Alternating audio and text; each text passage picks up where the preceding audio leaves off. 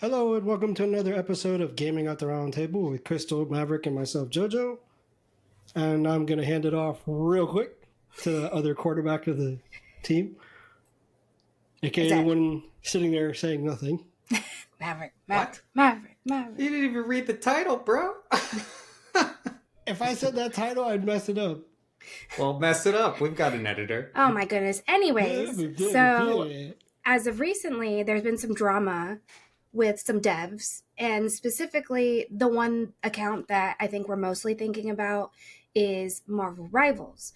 But it's more so the drama of how it's being spun, not just devs being laid off.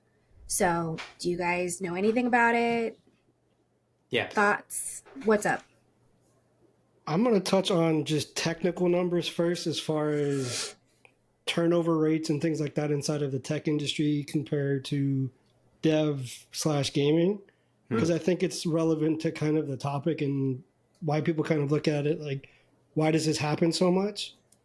So in general, this is a Google AI response. So if it's not 100% accurate, I apologize, but I'm just going based on these numbers. So according to most reports, the average turnover rate for technology jobs is about 13.2%. That's just in technology in general. So that's wager it's pretty more high. than that. Yeah. Just in general. Now, if you think that's high, this is a follow-up to that. The video game industry has a turnover rate of around 22.6%, which is even higher on top of it being inside of what some would consider the tech industry. Now, if you account for the fact that the turnover rates are so high, just let's say both, not just saying like developing, just tech in general, because that rate is so high, it affects every other aspect of just the game dev world. Yeah. So it just depends on how you look at it and then which way you want to kind of like balance it out. Yeah, I think there's a lot of aspects we can tackle this topic on. I'm going to tackle the more being a developer as a multi-year thing, and the industry insights that I have and some research that talks about that in the mindset of developers, which naturally extends to gaming developers. But Crystal, if you're willing to, perhaps you can tackle the topic of the recent drama with Marvel Rivals, the misinformation, and then we can get to like, okay, that all aside, then we can talk about, well, there is this underlying issue with layoffs and the developer life. Right. So in the recent news, Marvel Rivals had let go a team, and the way that they were spinning it is that it was like super important people that were let go. But realistically, I would equate it to be like you hired some contractors to do a construction job. They finished that construction job. You no longer need them, but you're not allowed to let them go. Because that's the way the news is making it sound, right? Like, how dare they fire these people? Why couldn't they just like do something? They don't need them anymore. And the most often quoted thing from all those articles of Marvel Rivals lays off its development lead and team, that was like the catch, right? Yeah. And there was a lot of stipulations and misinformation there, but ultimately people were quoting a person on like X or Twitter or whatever who said they just laid us all off. And it's like, there's obviously bias if the person that got fired is The delivering one that's the saying news, it. Yeah. right? So of course they're going to spin it in a way that, you know, it is not a far-fetched to assume that, oh, Bob got laid off, Bob is angry, Bob is going to deliver that message in a way that is suited to his perspective. Now, I think I did read that Bob, because I don't know his actual name, I think he was the one that like put idea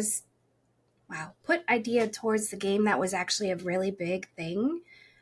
So I think what I read was that he actually came up with the idea of team ups. And even if that's true, like that doesn't mean that you're infinitely valuable or that necessary. doesn't mean the company owes you. Yeah, they paid you, bro. Like, right. Yeah, I think that's the like cruddy part about if you just want to look at it in the business aspect of Marvel, just in games in general. It's like when I'm reading these other stats, is we're all human, so we kind of put a little bit of emotion to certain choices and actions. So we react to that with like that knee jerk, like, oh, but that can't be good. And it's hard to kind of look at it in the sense of like business is business. Mm. And it sounds cold hearted. And it's like, how do you weigh out the personal to the like, hey, these are the numbers and we got to cut fat somewhere. Yeah. And that's kind of a big thing just in general these days. That's without going into the weeds with certain topics. But it's how do you kind of make that choice and not see it as, is this negative overall? Or is it just that person mistaking, like, you were hired, like she said, contract. Once you do your job, you don't keep doing your job if the job has been done. Another aspect too is it's very much a matter of perspective. So in our off normal podcast, like subscribers only type conversation, we mentioned like, imagine this at a global scale in reverse. An American company hires a team in China, in Australia, somewhere that's not the US. An American company does. And they help develop a mobile game or whatever. And then the game is made and now it's running smoothly and you need a smaller workforce to maintain any project than you do to create a project. Mm-hmm. If it was an American company letting go of their Australian division, I feel like Americans would be like, they wouldn't bat an eye. Right? Yeah. Like, whatever. Like, you fired the Chinese developers or the Australian developers or whomever that wasn't American. Like, yeah, that makes sense. You're an American company. If all you need is the American branch or some others, so what? Like, you're downsizing. That's normal. The house is built, to the prior analogy. As a developer, obviously, it's hard to sit here and try to provide a perspective that feels like, oh, well, I wouldn't like it if it happened to me. No, I wouldn't, right? But in fact, my job, I'm a contractor. So I won't name names because it's my other job, but like, if I got let go because the contract was downsizing, which happens a lot in software development, let alone game development, yeah, that's terrible. It's awful. I've had it happen. I mean, it happens with contracting in general because like I mentioned... Yeah, it happens. It's happening right now across the U.S. government, which we won't touch because that's politics. Yeah. But this is part of adulthood and this market especially. Mm-hmm. Right? These layoffs are common and they do, it's unfortunate. But the way it was spun was very much, look how greedy this company is. Oh, they made so much money in the first month and then they have the audacity to get rid of some of their team. And it's like... really? You know what it reminds me of is the game that was a huge hit last year and one of their devs kind of spinning a situation with the PSN and that whole thing. You're talking about the multiplayer Space Marine-like vibe to it. Helldivers, thank you. Helldivers 2, yeah. Mm-hmm. And how their dev kind of like spun it into the thing and then got the whole world in a frenzy to go after PSN and that whole debacle that was. Yeah. Yeah. And that's kind of similar in that regard where I think certain personality in dev worlds are realizing, hey, if I make a strong enough call to the people, I can kind of get them to rally behind me and change what's happening to me. And in both of these situations, I want to highlight that neither of those people that spoke out, and I'm not saying they're wrong for doing so, like, do your thing, I guess. Neither of them were like, oh, they reneged their contract with us. They broke the law of our contract. It was, look how terrible they're being. Look what they're forcing us to do. And it's like, this was your contract, man. What I don't get is like, now you're unhireable. Yeah, right? Who would want to hire you after that? You know, I don't want to take on that risk. If anything happens where you're unhappy about the decision, then you're going to slam our company. I don't want to hire you. Homeboy also attacked the wrong team because Marvel Rivals, everything I've seen on it, people were correcting it, like the statement that he made, and also they were defending Marvel Rivals. So I was like, ew. Nobody's on your side, dude. I'm sorry. So that being said, there are some things that it does highlight. So I'm going to list off a couple of things I did a little bit of research about. Layoffs and studio closures. This is a known thing. It is an issue in game development. So major layoffs as far back in terms of research as 2023, Microsoft's 343 Industries, the EA, Epic Games, all of those had huge layoffs. Tech industry at large, per what Joe said, has had huge layoffs and are still going through layoffs. Right now, the projects I'm involved with are going through layoffs. Uh, this is the field that we work with, and it's tumultuous. There's the burnout culture that devs have to deal with. Even if you keep your job, there are reports that upwards of 75% of developers report having to do overtime. Almost 49%, so almost 50% are reports have reports of burnout, according to the GDC 2022 study. Where so mental health is like a widespread issue in game development, and even if you don't believe those studies, right, you can just do quick Google searches about the quality of life of developers across any major development firm.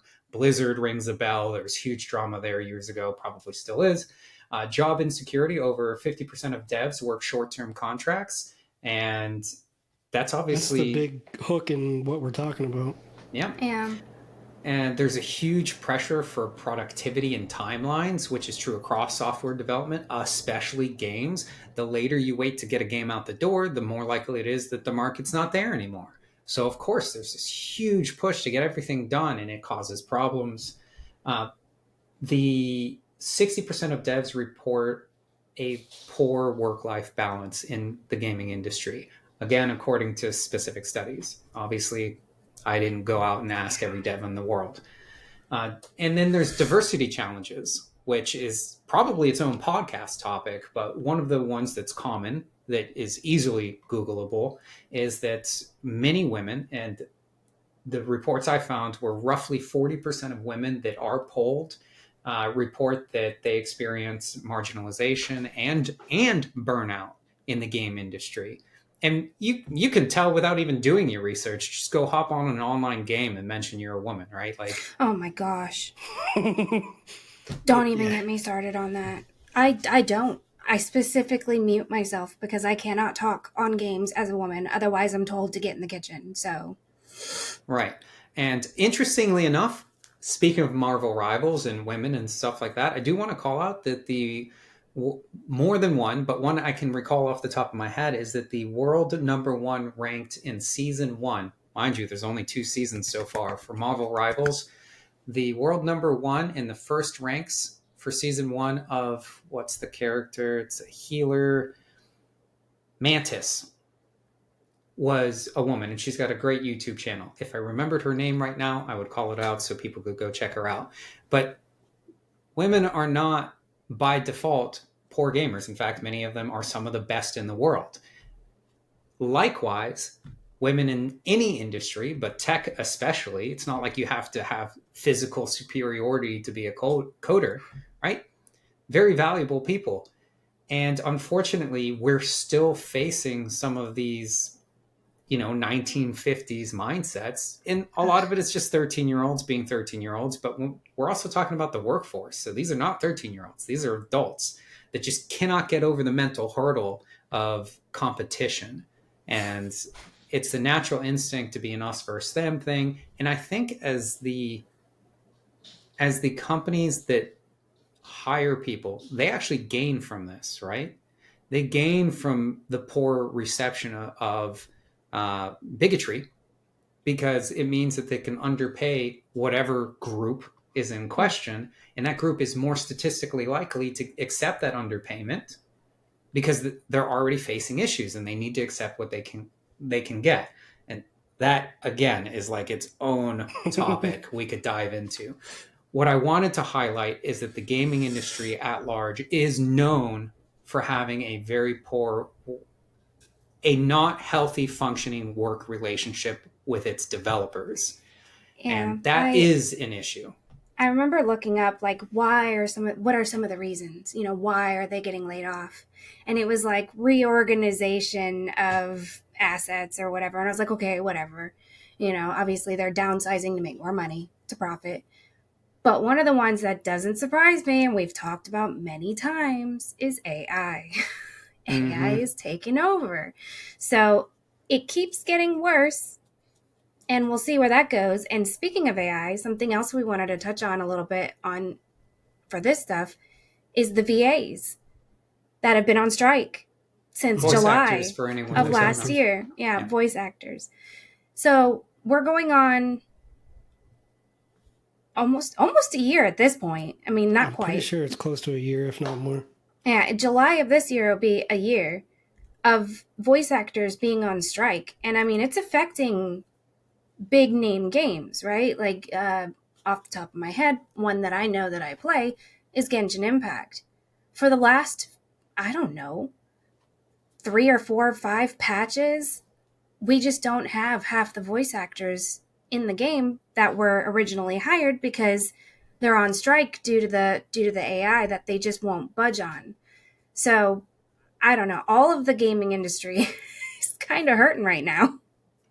Yeah, Yeah, and that trickles into every aspect of it because there's major AAA titles that are out that are using AI. Mm-hmm. And again, that's a whole. I don't think we can go through a year without at least touching that topic. Like 4 or 5 times, because it's so prevalent inside of the industry, and it trickles into everything else. Yeah. Yes, the real major issue is that gaming has never been a stable, healthy market for the developers. And recent technological advancements are making it more difficult for everyone to be treated fairly. And your value, it's very much like a house builder. I really like the analogy Crystal brought up is that, these companies are going to pay you to make the house, and then they're going to do whatever the bare minimum is to maintain that status quo, which takes a substantially smaller team. And then they can double down on that and say, oh, voice actors? Well, we have 50,000 of your voice lines. We can just feed that into the AI algorithm. And now we have your voice. We can create new lines. We don't need you anymore. Thank you.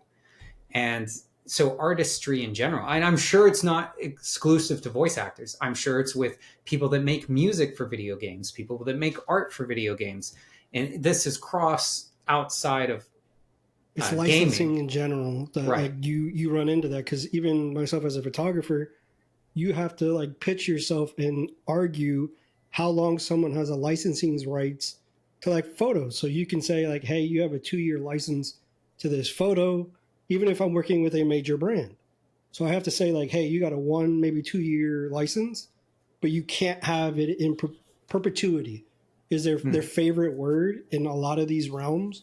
And people don't like understand what that really means. So they just agree to it. And then that's where you get the situation where we have 50 of your voice lines. We have an agreement that says in perpetuity. So once we've done the 50 that we need for AI, there's the door. Yeah. And people aren't realizing what that actually means. Yeah. So the drama recently highlighted, I think we could argue about whether the dev was in the right or in the wrong, or whether it was morally bankrupt or not. Maybe he's completely right? Maybe they reneged on a contract and he just didn't word that very clearly.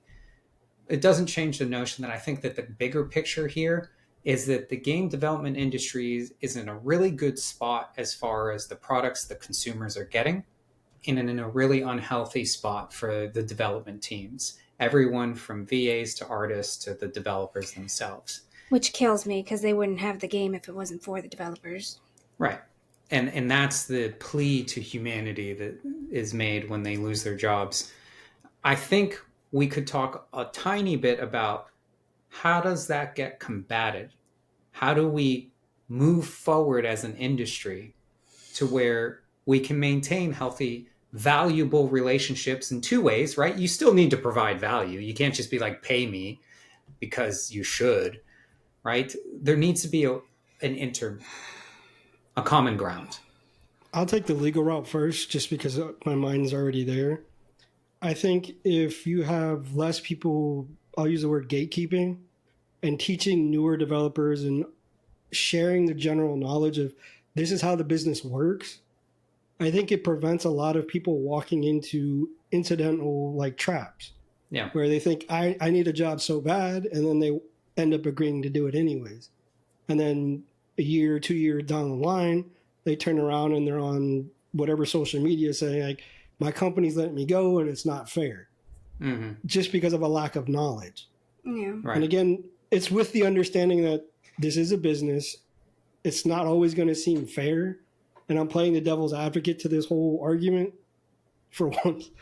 But again, I think if people share the proper way to do things, it helps everybody on every side, because there's less arguing and there's less of this catty stuff that kind of just puts black marks on things for no reason. Yeah, absolutely.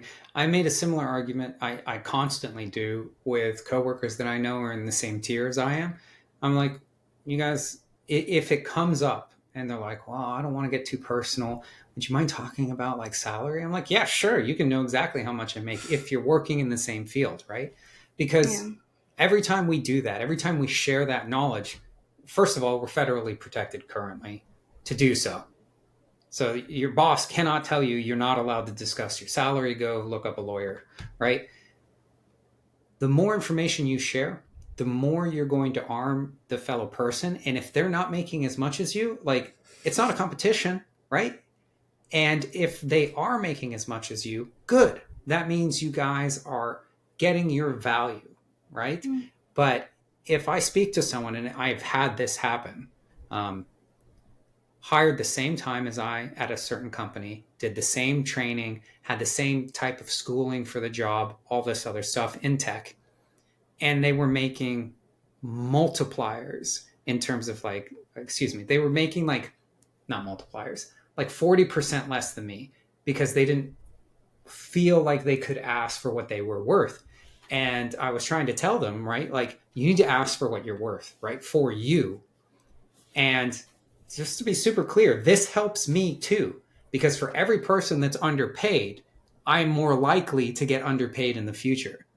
So knowing your worth and fighting for it and not accepting less than your value is really important. And the more people that do that, the more that standard becomes known. Because ultimately, if you're going to hire someone, what are you going to do? You're going to go, okay, what's the appropriate pay for this position that I want to hire somebody? And if that average gets lowered because more and more people are willing to accept lower, despite it being more valuable, then that drags the average down.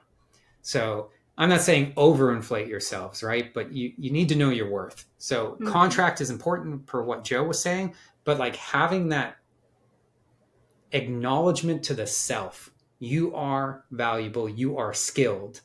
Don't let yourself be ussed out of that. You are beautiful. Really important. You are kind. You is awesome.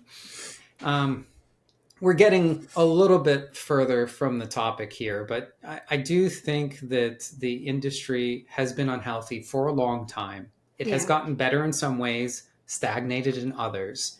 And this whole fiasco recently with Rivals and the PR, it's interplay at PR, but ultimately there needs to be improvement in the protections of employees. And that's the way of life. Do you guys have any other perspectives about the topic in general? No. I think we kind of hit it. And we're kind of going to end it on that one. So thanks again for joining us for another episode of Gaming Out the Right on the Table with Crystal, Maverick, and myself, Jojo. Thank you.